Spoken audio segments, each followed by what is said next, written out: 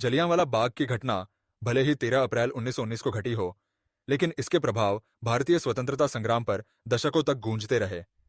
यह हत्याकांड केवल एक दिन की हिंसा नहीं थी, बल्कि वह चिंगारी थी जिसने पूरे देश को आंदोलित कर दिया और औपनिवेशिक शासन के खिलाफ संघर्ष की लौ को और प्रज्वलित कर दिया। इस त्रासदी के बाद भारत के जनमानस में ऐसा आक्रोश उत्पन्न हुआ कि यह एक लंबे समय तक दबा हुआ लावा बन गया, जो समय समय पर आंदोलनों, आंदोलित जनसभाओं और असहयोग के रूप में उभरता रहा। इस घटना के ठीक बाद देश के कोने कोने में जनसभाएं हुईं। क्रांतिकारियों ने नए संकल्प लिए और युवाओं की एक पूरी पीढ़ी इस निष्कर्ष पर पहुंची कि केवल याचिकाएं, प्रार्थनाएं और शांति से बदलाव नहीं होगा, अब निर्णायक संघर्ष की जरूरत है। महात्मा गांधी, जिन्होंने अब तक भारतीय राजनीति में सीमित भूमिका निभाई थी, इस घटना के बाद पूरी तरह से सक्रिय हो गए और उन्होंने असहयोग आंदोलन की घोषणा कर दी, जिसने भारतीय स्वतंत्रता संग्राम को जन आंदोलन में बदल दिया। लेकिन इस घटना ने केवल गांधी को नहीं बदला, इसने पूरे भारत को बदल दिया। अब किसी को अंग्रेजों पर विश्वास नहीं रहा। अब यह साफ हो गया था कि इस शासन के पास न तो नैतिकता है और न ही मानवता। पंजाब, जो पहले से ही अंग्रेजों के प्रति उग्र भावना रखता था, अब पूरी तरह से विद्रोह की आग में झुलसने लगा। भगत सिंह, जो उस समय एक नन्हे बालक थे, ने जलियांवाला बाग के खून से सनी जमीन देखी और उन्होंने स्वतंत्रता संग्राम में कूदने का संकल्प वहीं लिया। उन्होंने कहा था कि जब मैंने जलियांवाला बाग देखा तो मेरे भीतर कुछ टूट गया और एक नई चेतना जन्मी। यही चेतना उन्हें उस मार्ग पर ले गई जहां उन्होंने भारत के लिए अपने प्राणों की आहुति दी।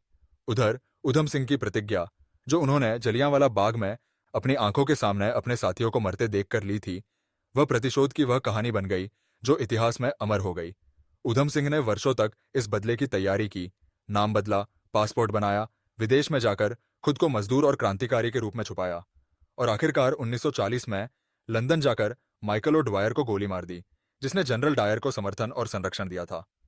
ब्रिटिश अदालत में उन्होंने कहा, यह बदला नहीं, न्याय है। मैं मरने नहीं आया, मैं अपने देश की आवाज बनकर आया हूं। यह संवाद आज भी क्रांतिकारी चेतना का प्रतीक है। उधम सिंह को 31 जुलाई 1940 को फांसी दे दी गई, लेकिन उनका बलिदान स्वतंत्रता की अलख को और तेज कर गया। इसी बीच अंतर्राष्ट्रीय स्तर पर भी ब्रिटिश शासन की आलोचना शुरू हो गई थी। ब्रिटिश सांसदों के बीच मतभेद गहराने लगे। कुछ ने डायर के कृत्य को सही ठहराया तो कुछ ने इसकी खुलकर निंदा की।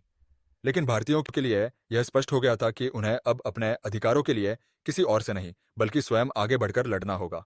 इसके बाद अंग्रेजों के खिलाफ आंदोलनों की लहर उठी। असहयोग आंदोलन, सविनय अवज्ञा आंदोलन, नमक सत्याग्रह, इन सभी में जलियांवाला बाग की याद एक प्रेरक शक्ति की तरह मौजूद रही।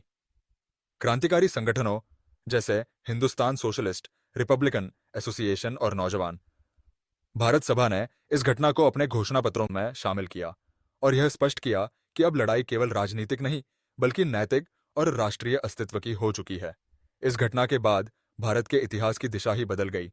अब भारत केवल आजादी की मांग नहीं कर रहा था, अब वह आजादी को एक अधिकार की तरह मांग रहा था।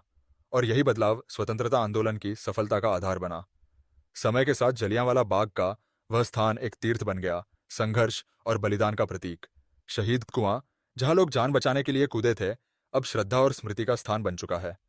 वहां बने संग्रहालय में अब उस दिन की तस्वीरें, साक्ष्य और घटनाओं का विवरण मौजूद है, जो आने वाली पीढ़ियों को यह बताता है कि स्वतंत्रता केवल एक राजनीतिक शब्द नहीं, बल्कि उस खून और आंसुओं की फसल है जो लाखों भारतीयों ने सींची है।